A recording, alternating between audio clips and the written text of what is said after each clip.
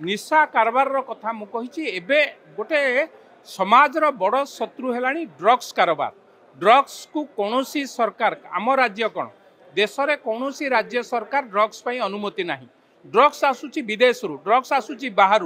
आगु drugs peddler माने कौ माने थिले जो माने उग्रपंथी जो माने देश को विभाजन करने को चाहूले जो माने देश को नष्टभ्रष्ट युवपीढ़ी की नष्टभ्रष्ट करने को चाहूले से माने थिले ड्रग्स पेडलर। आज किए होती ड्रग्स पेडलर गरीब पिला माने जो माने गरीब अच्छा माध्यम ड्रग्स दलाल माने माध्यम ड्रग्स पेडल कराउछन्ति। तेणु आम समस्त नैतिक दायित्व किभली भावे ए पर्वपर्वाणी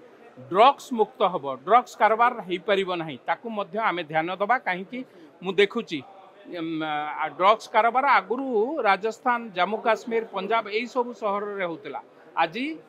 आम राज्य में पशिगला आमको भय लगुच आम पिला माने काले ड्रग्स कारबार निजुक एपट बस्ती देखला बेलू ड्रग्स कारबार में 2 कोटी टका जबत होती सेपटे से गाँव में देखला बेलू ड्रग्स कारबार में 3 कोटी टका जबत होती आमको भय लगुच।